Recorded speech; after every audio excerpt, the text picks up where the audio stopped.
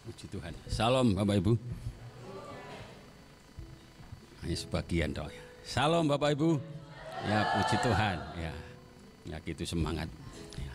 Udaranya dingin kadang-kadang ya. Puji Tuhan. Ya. Kita bersyukur kepada Tuhan. Kalau kita boleh datang kepada Tuhan saat ini.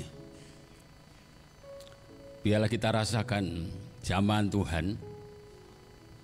Kita rasakan berkat Tuhan saat kita datang kepada Tuhan. Benar-benar kehidupan kita menyembah, memuji Tuhan. Jangan kita lihat orang menyembah ya, tetapi diri kita sendiri boleh menyembah kepada Tuhan. Jangan lihat orang memuji Tuhan, tetapi diri kita sendiri juga memuji Tuhan. Itulah berkat Allah datang di dalam kehidupan kita. Tuhan menjamah hidup kita, Tuhan memberkati kehidupan kita. Puji Tuhan. Kita buka di dalam 2 Timotius pasal yang ke-3 ayat 1 mulai.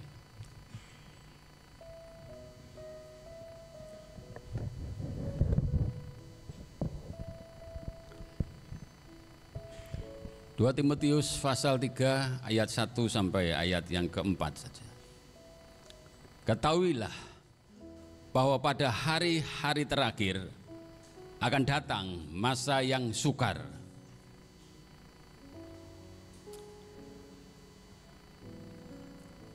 Dan dengan demikian mereka menjadi sadar kembali. Maaf, salah ini ya. 2 Timotius 3 ayat 2 tadi pertama betul.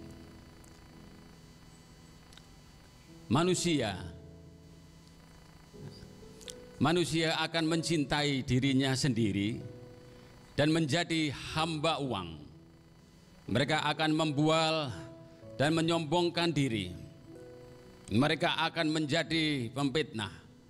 Mereka akan berontak terhadap orang tua dan tidak tahu berterima kasih, tidak mempedulikan agama. Ayat 3, tidak tahu mengasihi, tidak mau berdamai, suka menjelekkan orang, tidak dapat mengekang diri, garang, tidak suka yang baik. 4, suka mengkhianat, tidak berpikir panjang, berlagak tahu, lebih menuruti hawa nafsu daripada menuruti Allah.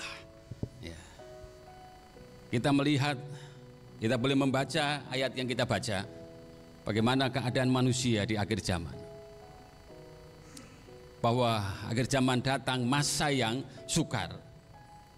Biarlah ayat-ayat yang kita baca, jemaat di tempat ini tidak ada ya yang seperti itu.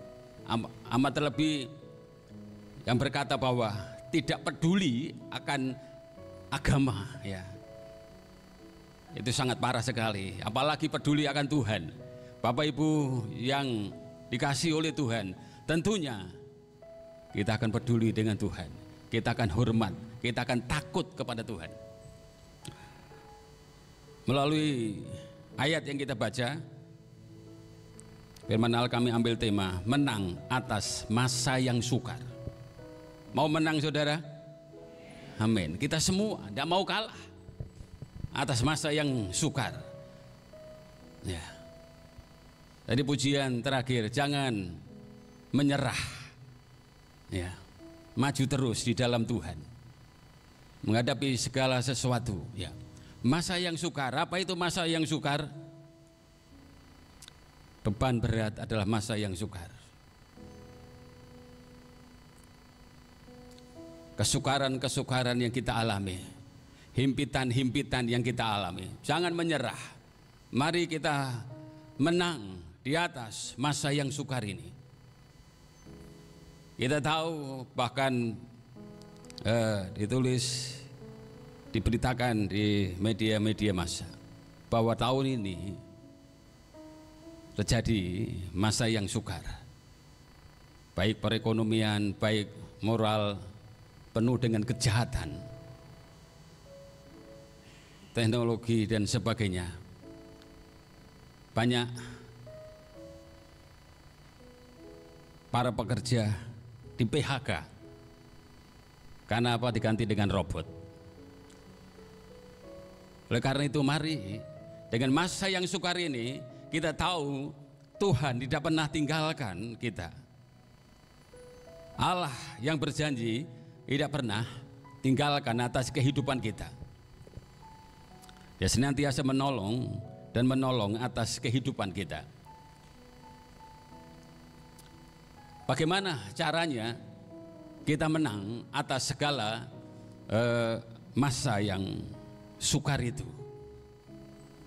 Bagaimana kita bisa menang mengatasi segala himpitan, tantangan, pencobaan yang kita alami? Biarlah hari lepas hari kita hanya bersandar kepada Tuhan. Hal yang pertama di dalam 1 Tesalonika 3 ayat yang ketiga.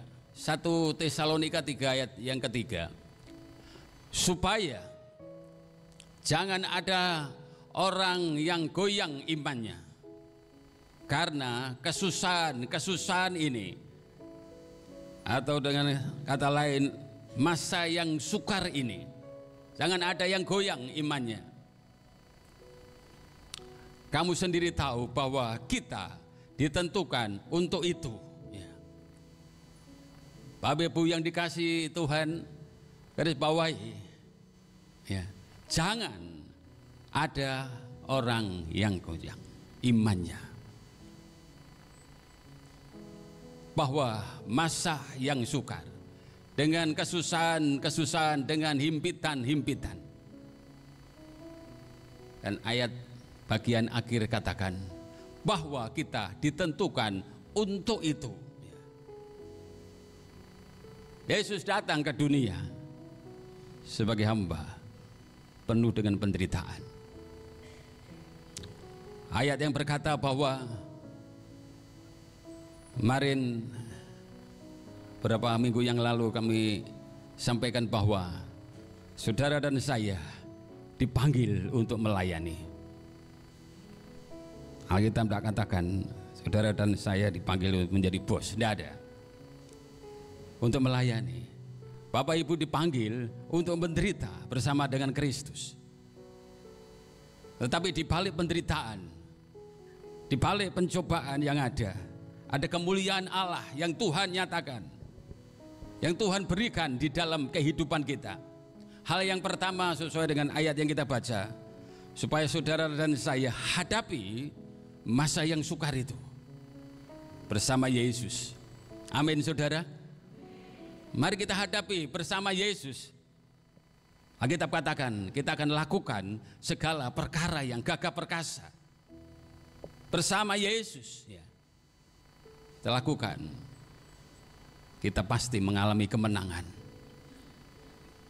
Puji Tuhan, ya. Mari kita hadapi bersama Yesus masa yang sukar.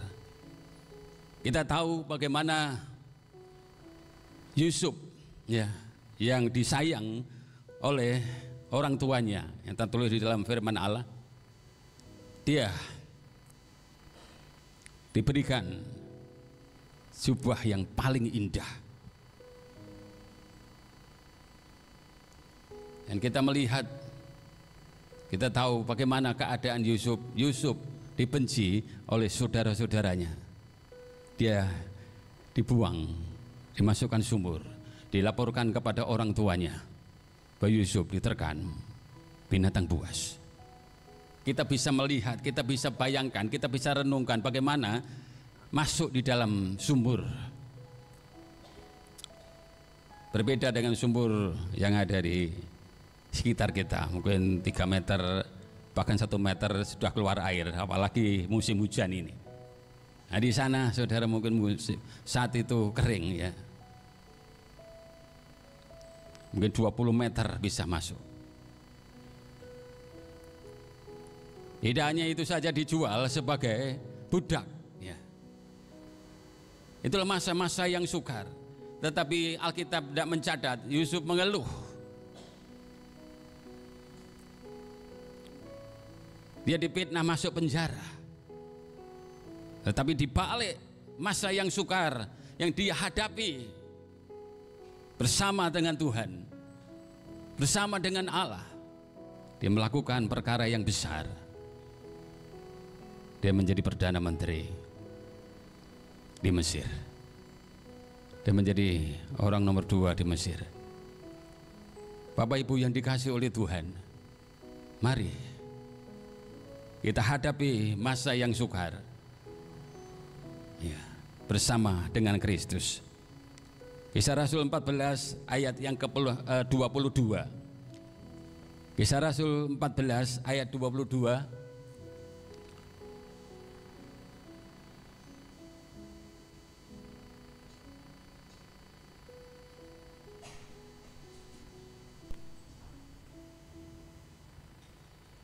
Kisah Rasul, ya. Di tempat itu mereka menguatkan hati murid-murid itu dan menasihati mereka supaya mereka bertekun di dalam iman dan mengatakan bahwa untuk masuk ke dalam kerajaan Allah kita harus mengalami banyak sengsara. Mau masuk kerajaan Allah, saudara? Masih tok ya. Mau masuk kerajaan Allah? Mau masuk kerajaan surga? Apa yang kita alami?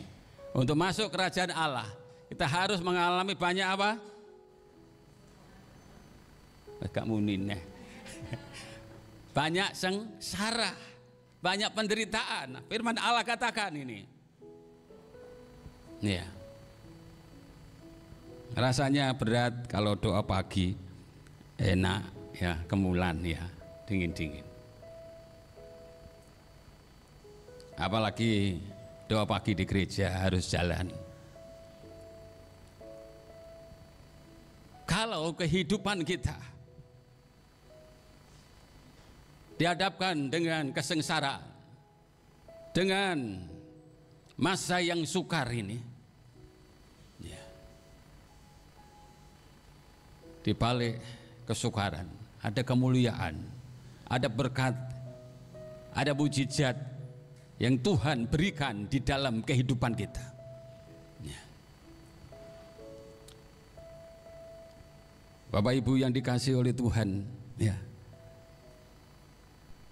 Pertama, saya punya mobil, ya.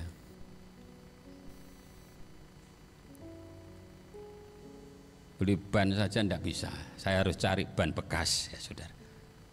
Mobil itu silindernya 2, mobil kecil, ya. Saya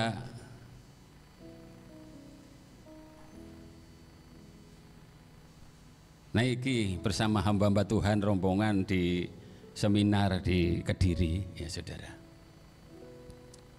Muat 7 ya orang hamba Tuhan, termasuk tante kue almarhum, ya. Masuk Om Joko ini yang naik. Om Peria, ya. Lo makanya tertawa, dia naik. Pulang dari seminar di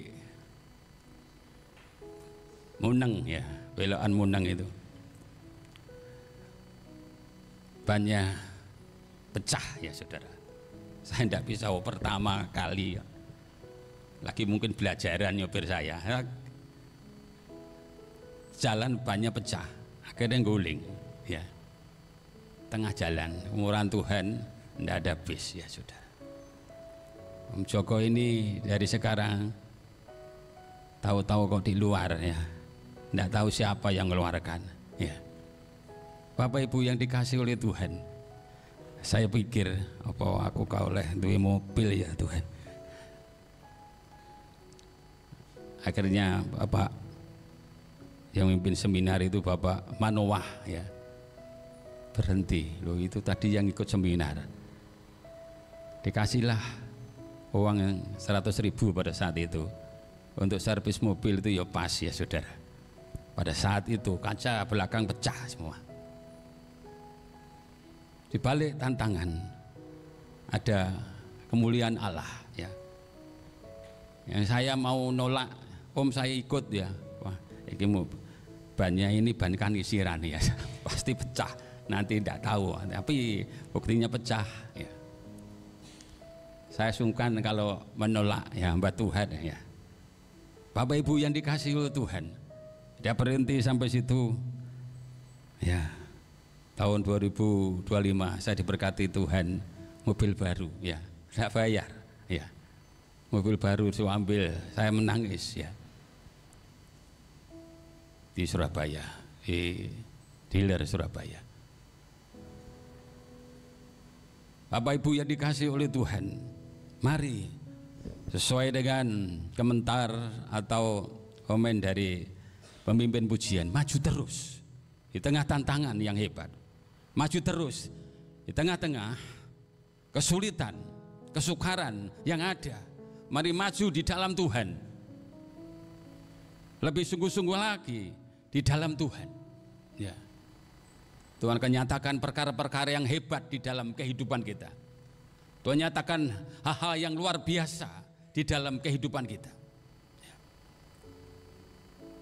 Puji Tuhan. Kita lihat di dalam Efesus 3 ayat yang ke-13 ya. Bahwa langkah yang pertama, terima atau hadapi kesukaran itu bersama Yesus.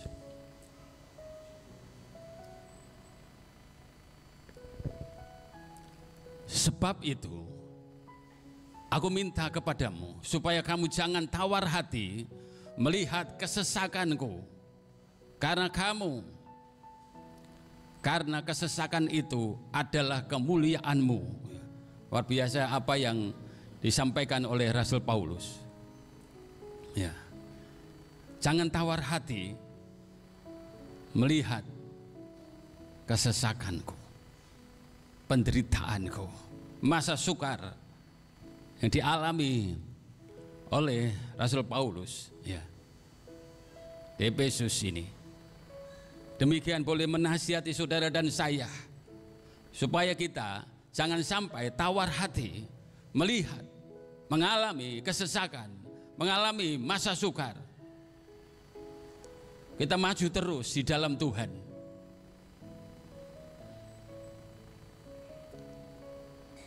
Kita boleh senantiasa terus mencari Tuhan.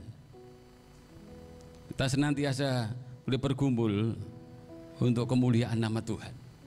Kami yang sangat percaya di balik kesesakan,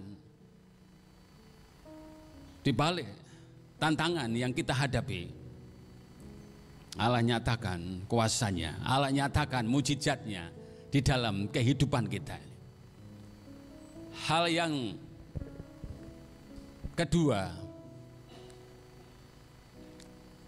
apa yang harus kita kerjakan untuk kehidupan kita menang atas masa yang sukar ini? Kita lihat di dalam 1 Tesalonika 3 kembali ayat yang kelima ya, tadi ayat yang ketiga, sekarang ayat yang kelima. 1 Tesalonika 3 ayat 5. Itulah sebabnya maka aku karena tidak dapat tahan lagi telah mengirim dia supaya aku tahu tentang imanmu, karena aku khawatir kalau kamu telah dicobai oleh si penggoda, dan kalau usaha kami menjadi sia-sia. Hal yang kedua, bagaimana kita bisa menang, menghadapi masa yang sukar ini? Jangan ikut bisikan iblis. Jangan menuruti bisikan iblis ya. Seringkali di tengah-tengah masa yang sukar, seringkali di tengah-tengah himpitan, kita tidak fokus kepada Tuhan. kita fokus kepada masalah, bahkan kita lari mencari pertolongan yang lain. Itulah bisikan iblis. Adam dan Hawa jatuh karena mengikuti bisikan iblis, tidak menurut firman Allah. Apa yang dikatakan firman Allah? Jangan kamu makan pohon pengetahuan baik dan jahat ini. Kalau kamu makan, kamu akan mati. Iblis putar. Kamu tidak akan mati. Kamu akan seperti Allah. Buktinya, Adam dan Hawa jatuh dalam dosa. Tidak taat terhadap firman Allah, mengikuti bisikan iblis. Tidak mengikuti firman Allah. Memang berat, tetapi mari benar-benar kehidupan kita fokus senantiasa kepada Allah. Jangan fokus terhadap masalah kita. Kita akan bimbang, kita akan lari, kita akan menyerah kalau kita, pengiringan kita tidak fokus kepada firman Allah.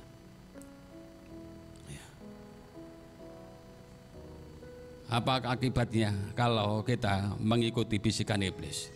Kita jauh dari Tuhan, kita jatuh di dalam dosa. Biarlah kehidupan kita tetap berdiri di atas kebenaran firman Allah, ya, supaya kehidupan kita menang atas segala masa yang sukar yang kita hadapi di hari-hari ini. Puji Tuhan, kita lihat di dalam Injil Lukas pasal 22 ayat yang ke-30 sampai ayat yang ke-32.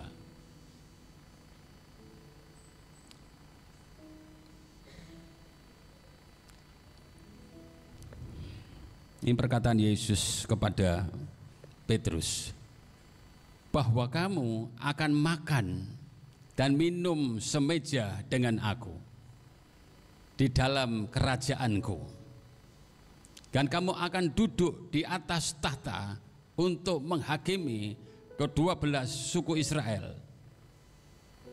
Simon, Simon, lihat, iblis telah menuntut untuk menampi kamu seperti gandum, tetapi aku telah berdoa untuk engkau supaya imanmu jangan gugur, dan engkau, jika engkau sudah insaf, kuatkanlah saudara-saudaramu. Ya. Simon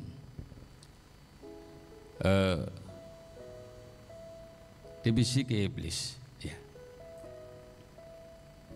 Dia mau membela Yesus, ya.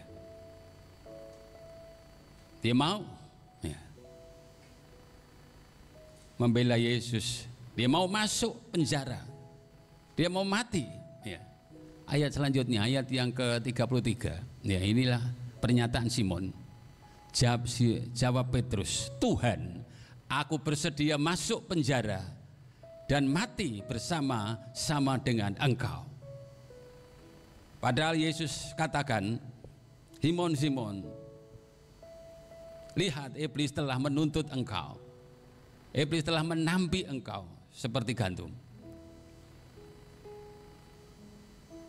Kita boleh melihat pernyataan Yesus ini karena pikiran Simon memakai akalnya, kekuatannya, keberadaannya.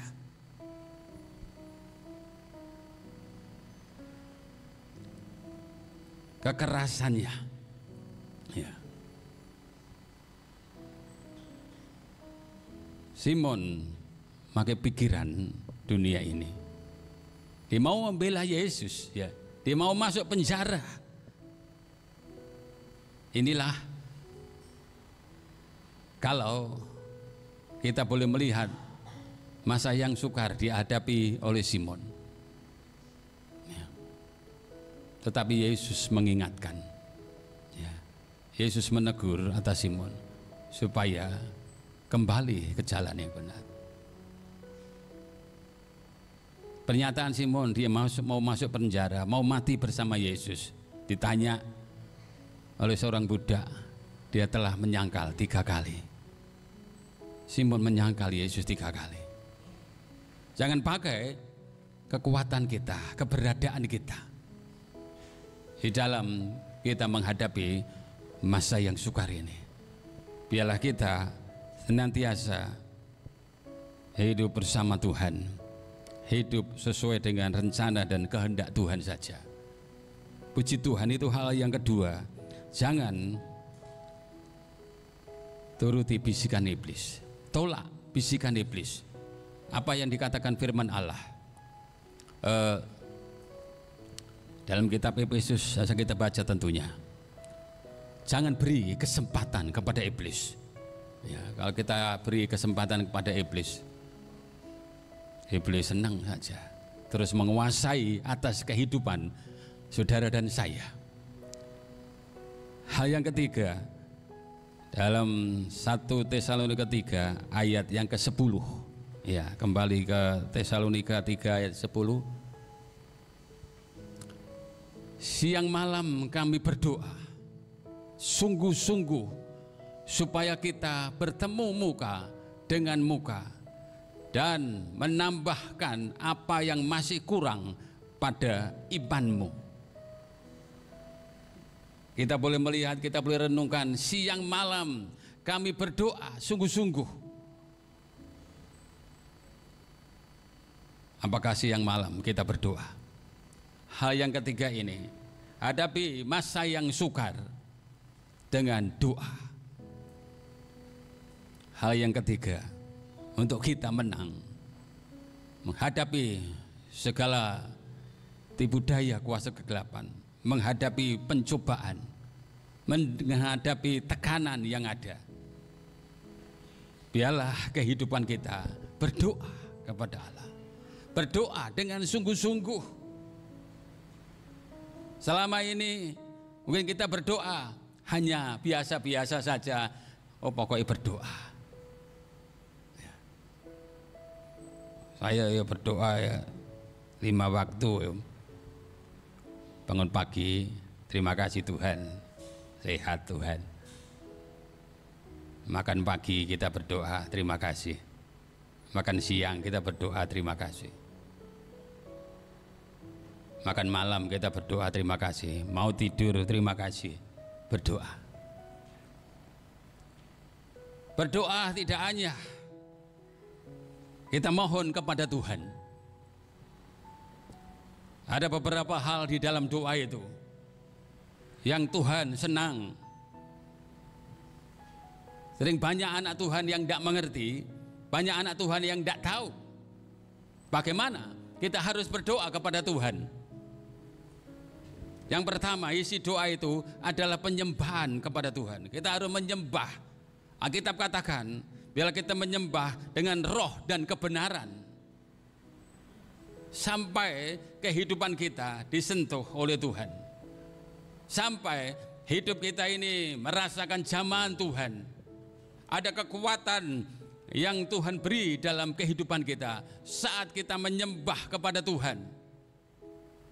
Banyak anak Tuhan yang tidak tahu di dalam penyembahan kita kepada Tuhan. Menyembah sampai kita rasakan Tuhan hadir, Tuhan bekerja di dalam roh kita, hati kita. Yang kedua, ada pujian yang kita angkat kepada Tuhan. Tidak hanya permohonan, tapi pujian, penyembahan kita itu sangat penting di hadapan Tuhan, yang membuat surga itu turun dalam kehidupan kita, yang membuat kuasa Tuhan itu memenuhkan atas kehidupan kita saat kita memuji dan menyembah kepada Tuhan. Kita tahu bagaimana Paulus dan Silas saat ada di penjara. Dia berdoa, dia memuji Tuhan, dia menyembah Tuhan. Pintu-pintu penjara terbuka.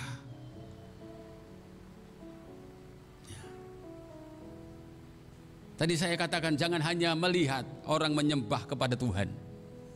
Jangan hanya melihat orang memuji Tuhan, tapi kita sendiri naikkan pujian, penyembahan kita kepada Tuhan. Sehingga kita benar-benar rasakan Tuhan hidup di dalam kehidupan kita. Firman Allah katakan, Yesus sendiri katakan, berdoalah supaya kamu jangan jatuh di dalam pencobaan. Yesus nasihati kepada murid-muridnya saat ada di Taman Getsemani. Berdoalah supaya kamu jangan jatuh di dalam pencobaan. Ada kuasa yang besar di dalam doa. Kalau kita panjatkan dengan pujian dan penyembahan kita kepada Tuhan.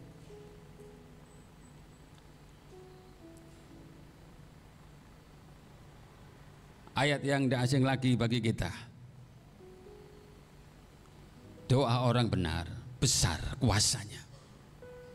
Ada kuasa yang hebat kalau anak Tuhan berdoa. Doa boleh mengubah dunia.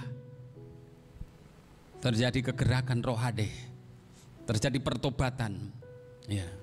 Itu karena ada anak-anak Tuhan berdoa. Terjadi penuaian yang besar.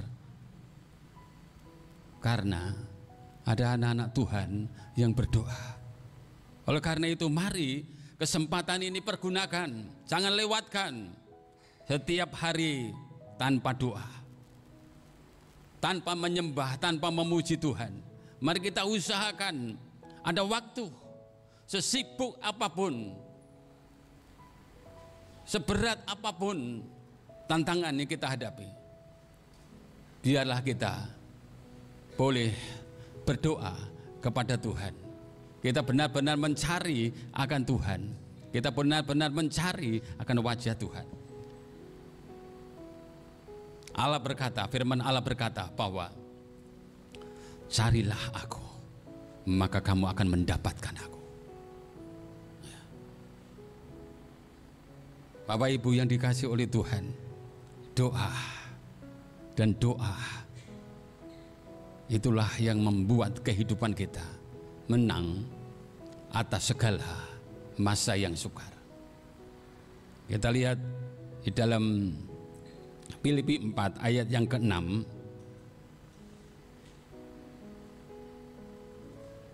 Apa yang disampaikan oleh Paulus kepada sidang yang ada di Filipi ini. Janganlah hendaknya kamu khawatir tentang apapun juga. Seringkali kita khawatir, tetapi firman Allah mengatakan, janganlah hendaknya kamu khawatir tentang apapun juga, tetapi nyatakanlah dalam segala hal keinginanmu kepada Allah dalam doa dan permohonan dengan ucapan syukur. Mengapa ditulis dalam doa dan permohonan? Apa tidak sama doa dengan permohonan itu? Beda. Doa ada pujian penyembahan kita kepada Tuhan dengan ucapan syukur. Ini lengkap, saudara. Doa isinya pujian penyembahan. Doa isinya permohonan. Doa isinya ucapan syukur kepada Tuhan. Di dalam segala perkara kita boleh mengucap syukur kepada Tuhan. Saya mendapatkan berkat tanggalan ya, dari pembicara Natal di Merjoyo kemarin, yang ada tulisannya depan itu bahwa mengucap syukur awal dari segala mujizat. Oleh karena itu biarlah kehidupan kita berdoa dengan ucapan syukur kita. Itu awal mujizat ya, yang Tuhan kerjakan di dalam kehidupan kita. Hal keempat ya, hal pertama, hadapi masa yang sukar bersama Yesus. Hal yang kedua, bagaimana kita hadapi, jangan turut bisikan kuasa kegelapan. Hal yang ketiga, hadapi masa yang sukar dengan doa. Yang ketiga, kita baca di dalam ayat yang ke-13 dari 1 Tesalonika 3 ayat yang ke-13. Hal yang keempat, hal yang terakhir ya.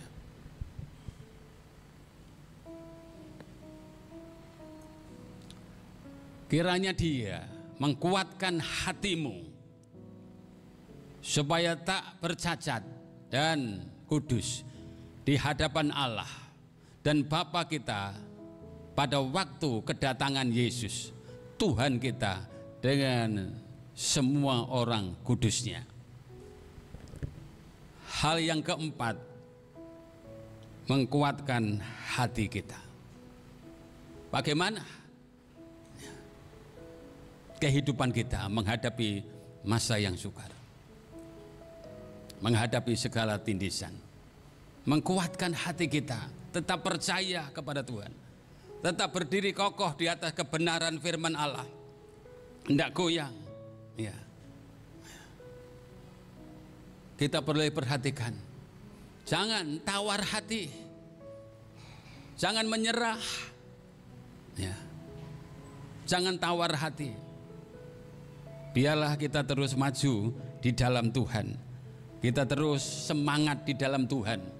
Apapun yang menekan, yang menindis atas kehidupan kita, kita maju di dalam Tuhan, kita terus bangkit di dalam Tuhan. Kita melihat di dalam Yosua 1 ayat yang ke-6 ya, apa yang dikatakan firman Allah kepada Yosua yang menggantikan Musa ya. Firman Allah datang kepada Yosua, kuatkan dan teguhkanlah hatimu, sebab engkau yang akan memimpin bangsa ini, memiliki negeri yang kujanjikan dengan sumpah kepada nenek moyang mereka untuk diberikan kepada mereka. Ayat yang ke-9, bukankah telah ku perintahkan kepadamu, kuatkan dan teguhkanlah hatimu, jangan kecut dan tawar hati, sebab Tuhan Allahmu menyertai engkau kemanapun engkau pergi ya. Puji Tuhan, supaya saudara dan saya mengkuatkan hati, terus bangkit di dalam Tuhan, terus melihat kemuliaan Tuhan, kebesaran Tuhan, anugerah Tuhan yang heran dan ajaib. Kuasanya tidak pernah berubah, dulu, sekarang, dan selamanya. Jangan tawar hati, jangan kecut, jangan kecil hati melihat segala masa yang sukar ini. Biarlah kita terus maju di dalam Tuhan, kita terus bangkit menjadi terang ya. Puji Tuhan, biarlah dengan keempat hal ini kita boleh menang mengatasi segala kesukaran masa yang sukar ini. Puji Tuhan, firman Allah kami sampaikan di sini.